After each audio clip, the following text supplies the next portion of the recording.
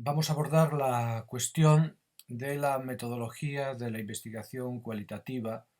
y lo vamos a abordar en dos partes. Primero vamos a intentar explicitar sus fundamentos metodológicos, que es lo que expondré yo, y luego, en segundo lugar, que es lo que expondrá la doctora Marta Vergara, estudiaremos los distintos métodos concretos de investigación cualitativa. Comienzo, por lo tanto, yo hablando, intentando determinar, sobre todo intentando encuadrar dónde se sitúa la investigación cualitativa. La investigación cualitativa se entiende que es una de las posibilidades de la investigación en las ciencias humanas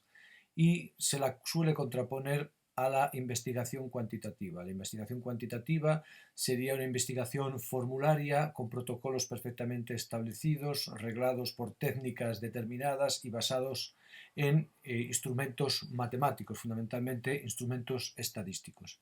Por el contrario, la investigación cualitativa dentro de las ciencias humanas estaría basada en métodos de raíz diferente en apariencia, métodos que tratan de captar la singularidad de lo singular, la localidad de lo local, mediante diversas aproximaciones que van desde los trabajos de campo, la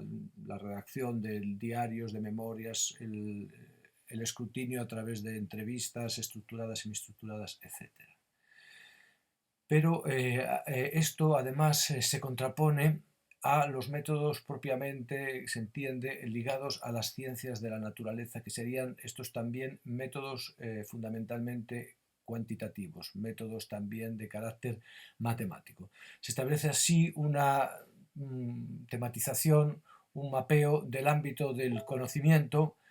en dos grandes secciones: ciencias de la naturaleza, que serían ciencias en sentido estricto, que hablarían de la verdad, de la realidad, y ciencias humanas, que se aproximarían a un fenómeno más complejo que el meramente natural, porque sería un fenómeno histórico, un fenómeno social, un fenómeno vivo, que sería el ámbito de las ciencias humanas, pero que admitiría de alguna manera todavía un enfoque más cercano a las ciencias naturales, en lo que se llaman los métodos de investigación cuantitativa, y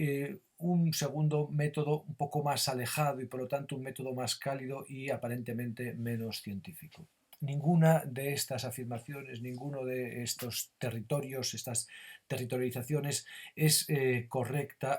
a mi modo de entender, y esto es lo primero que tenemos que indicar cuando nos aproximamos a los métodos de investigación cualitativa. Esto no es cierto en varios sentidos. El primer sentido y fundamental es que no hay una jerarquización de ciencias respecto a la verdad, en el que habría unas ciencias duras, que serían las naturales, y unas ciencias blandas, que serían las ciencias humanas.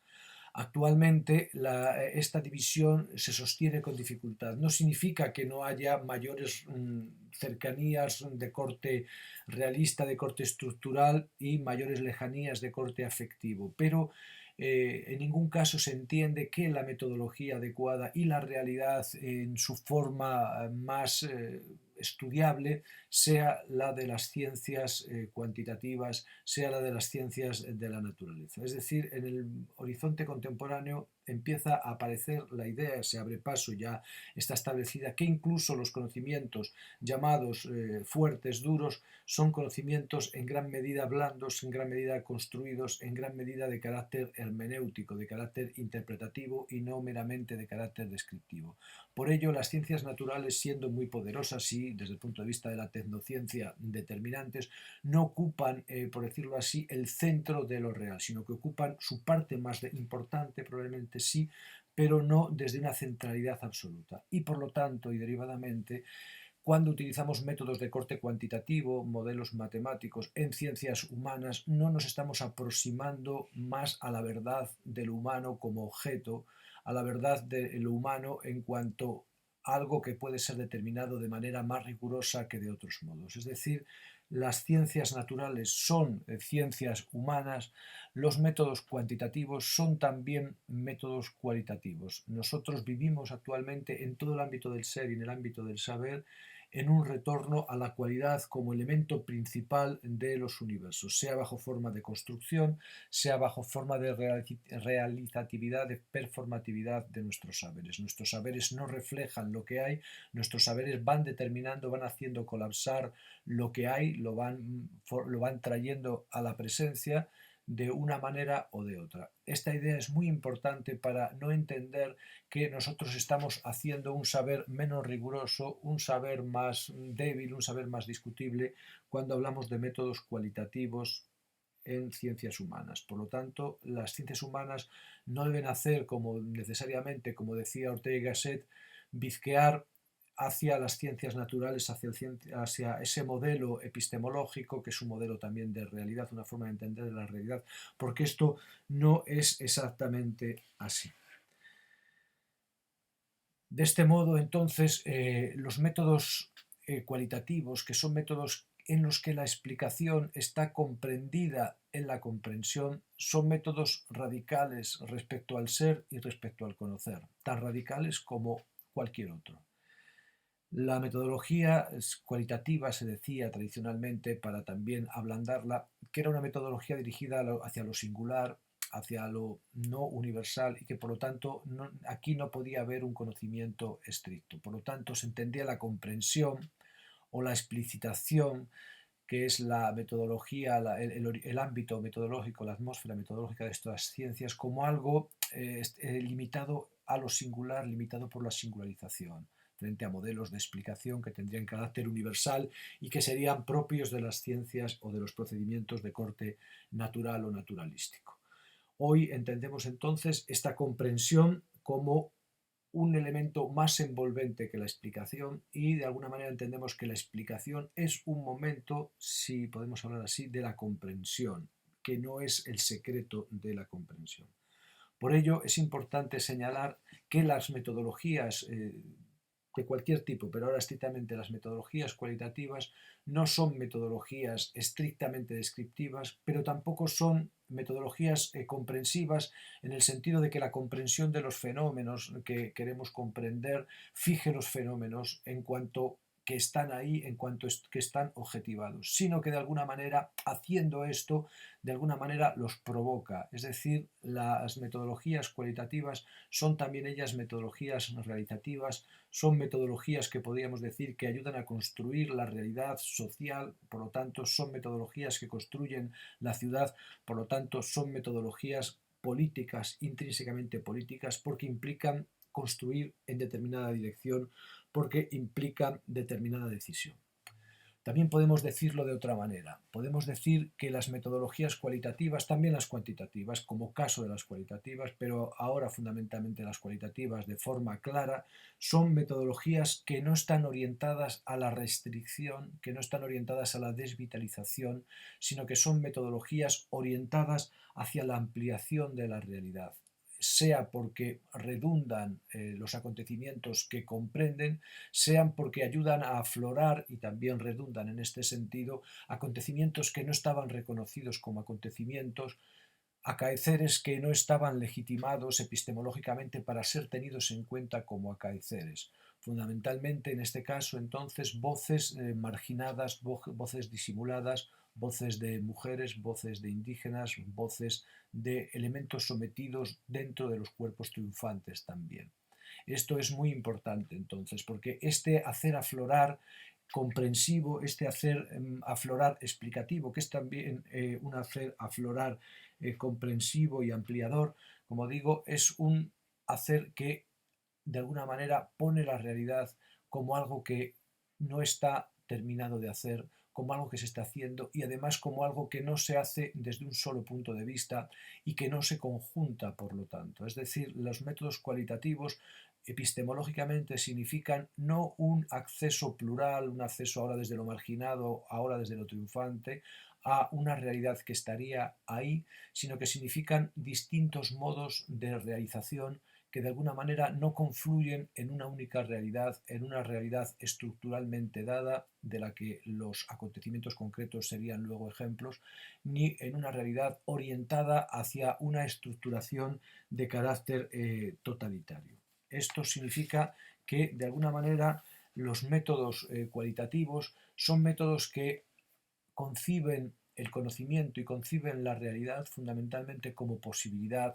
y más que como posibilidad, como posibilitación, porque no se trata de una posibilidad orientada por un sentido interno, no se trata de una posibilidad orientada por un mejor o un peor, sino se trata de una posibilidad que es ella misma lo posible, es decir, el campo del humano es el campo de lo que se va haciendo sin una determinación, sin una orientación al óptimo, a lo mejor o a lo peor, sino que se va haciendo como una proliferación, como una multiplicación, como una superposición de acontecimientos, de relatos, de puntos de vista, de afloraciones. Por eso, de alguna manera, estos métodos cualitativos nos sitúan en una atmósfera, como ya dije antes, totalmente distinta de la concepción tradicional del ser y del conocer y de la relación tradicional entre el ser y el conocer. Los métodos cualitativos son métodos en toda ocasión, son métodos que en todo momento presuponen la instalación también en la facticidad, en un universo entonces que no recupera nunca su condición de posibilidad, sus condiciones de posibilidad, sus determinaciones originarias. En un universo entonces que es un universo de alguna manera que se amplía, pero también circulando por los sitios por donde había ya pasado, por unas estructuras que se van repitiendo, sin ser estructuras de la realidad, pero que se van repitiendo a través de las vidas culturales, a través de las vidas individuales y que nosotros clasificamos en grandes estructuras, parentescos, instituciones, conocimientos, procedimientos. Este no recuperar la facticidad es la característica de todos los métodos cualitativos y también es la característica de todos los métodos de investigación en general. Partimos de un lugar al que no regresamos y cuando alcanzamos la meta no es aquella que buscábamos cuando partíamos. Hay una retroalimentación, una profundización y una efectuación que además se efectúa en formas de vida que valoran lo que va viviendo el individuo, lo que va viviendo el grupo, lo que va viviendo el género, lo que va viviendo la especie, van haciéndolo así de forma fáctica. Por lo tanto, este es un dato irrenunciable y irrefragable. Toda metodología concreta que se aplica como conocimiento de las ciencias humanas está marcada por esta característica. Esto no significa, ni muchísimo menos, que las posiciones investigadoras o las distintas metodologías sean metodologías de la pura subjetividad, de la pura arbitrariedad. Son metodologías en las que la subjetividad es determinante, pero esta subjetividad tiene un elemento potentísimo de intersubjetividad y por lo tanto no es arbitraria, sino que está instalada en cadenas de significados, de tradiciones, de rutinas, de modos de conocer, de instituciones. No hay, por lo tanto, mero subjetivismo y no hay, por lo tanto, frente a lo que muchas veces se dice de estos métodos de corte radicalmente fenomenológico hermenéutico como envoltorio general, no hay,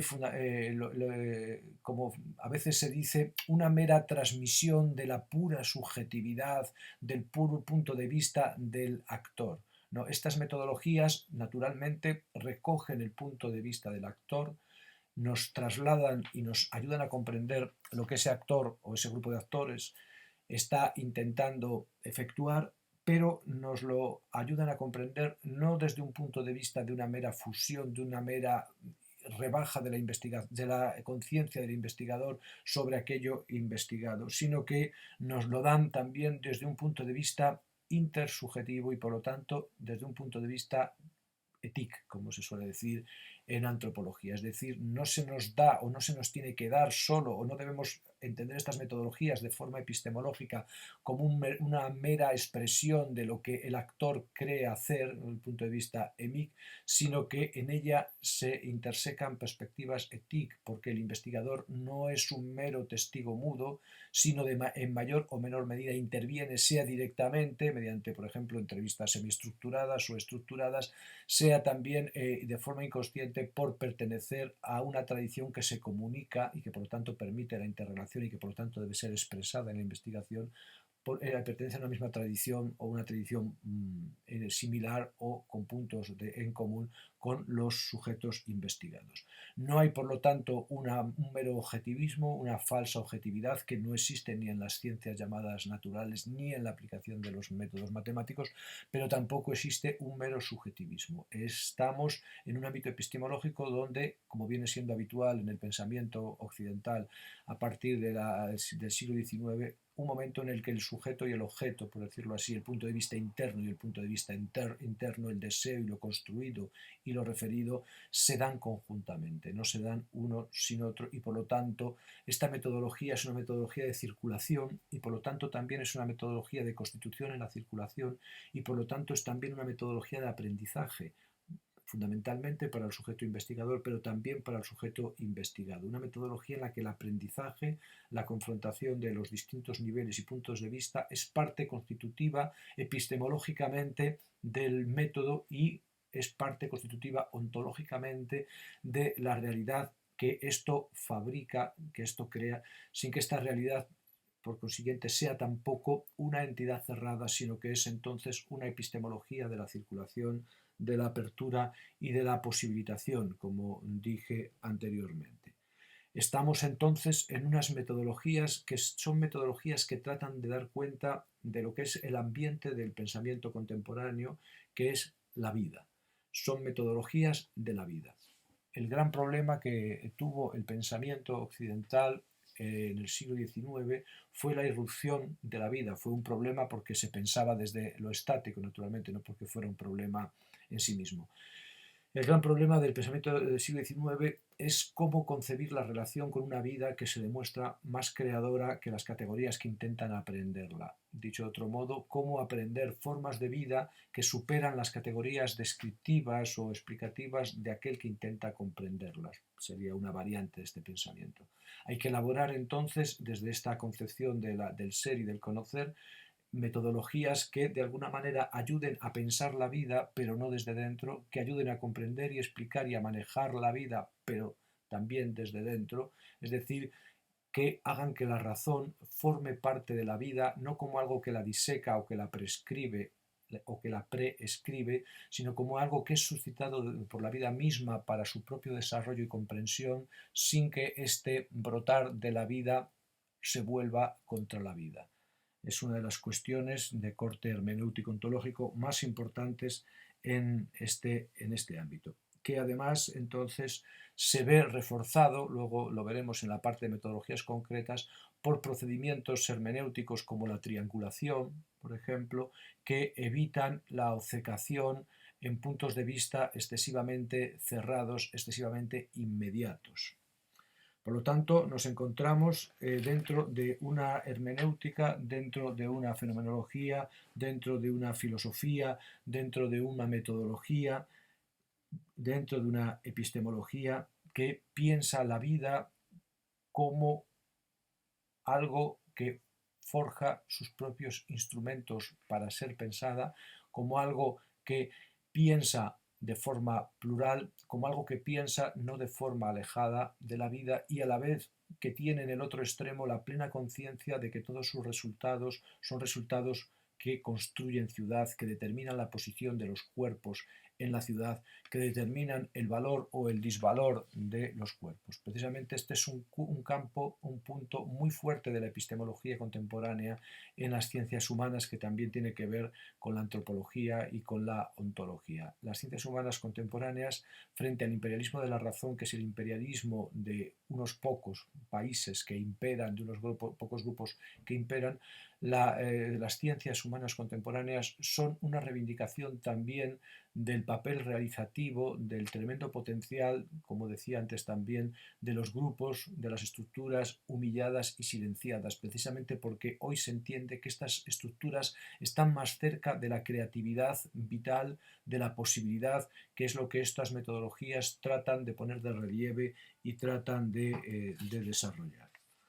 Por lo tanto, nos encontramos aquí ante un momento decisivo, no solo en la historia del pensamiento humano, no solo en la historia de la consideración de la relación entre el pensar y la realidad, sino también nos encontramos en un momento decisivo de la construcción de la ciudad, de la concesión de valor a determinadas epistemes no regladas, a determinadas epistemes no oficiales, a determinadas epistemes no triunfantes. Este aflorar de las nuevas epistemes no se produce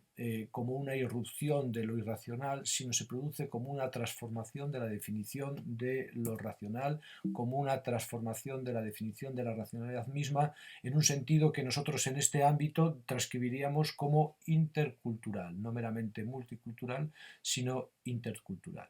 Veremos entonces luego cómo estas metodologías, estas epistemologías, perdón, se desarrollan o se encarnan o se expresan en metodologías concretas, en metodologías determinadas, pero siempre en mayor o menor medida desarrollando esta línea con mayor o menor conciencia. Pero lo que está claro es que las ciencias del hombre contemporáneo, las ciencias humanas, en su versión cualitativa, de alguna manera reestructuran el esquema del ser y del conocer tradicional dominado por la razón o dominado por la cantidad, dominado por el número, y también reestructuran el esquema de la ciudad determinado por el dominio monolítico, totalitario de las estructuras políticas o de los grupos políticos o de la parte de los humanos políticos que de alguna manera encarnarían estas estructuras profundas.